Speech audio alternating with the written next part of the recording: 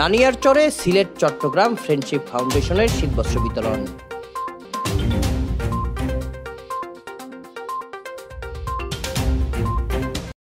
Sylhet Chittagong friendship ফাউন্ডেশনের মানবিক কার্যক্রমের আওতায় নানিয়ারচরে অসহায় শীতার্থীদের মাঝে শীতবস্ত্র বিতরণ কর্মসূচি অনুষ্ঠিত হয়েছে।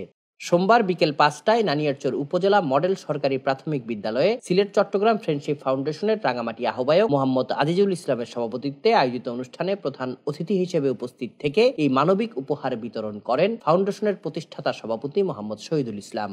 বিশেষ অতিথি ছিলেন নানিয়ারচর জোন প্রতিনিধি সার্জেন্ট শেখ মুরাদ হোসেন, উপজেলা জামায়াতের আমির মোহাম্মদ জুলফিকার আলী, উপজেলা শ্রমিক দলের সভাপতি নজরুল ইসলাম মুন্না, নানিয়ারচর সদর ইউনিয়ন জামায়াতের সভাপতি মোহাম্মদ জাকির হোসেন, নানিয়ারচর প্রেস ক্লাবের সভাপতি মেহেদি ইমাম ও সাংবাদিক লিয়াকত হোসেন লিমন।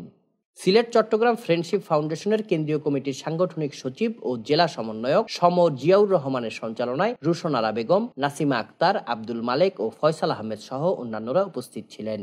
এ সময় ফাউন্ডেশনের সদস্যরা বলেন, সিলেট চট্টগ্রাম ফ্রেন্ডশিপ ফাউন্ডেশনের প্রতিষ্ঠাতা সভাপতি মোহাম্মদ শহীদুল ইসলাম নানিয়ারচরের সন্তান। আমরা ফাউন্ডেশনের উদ্যোগে বিভিন্ন এলাকায় মানবিক কাজ করে থাকি। প্রতিষ্ঠাতা সভাপতির উদ্যোগে আজ আমরা 100 কম্বল বিতরণ করছি।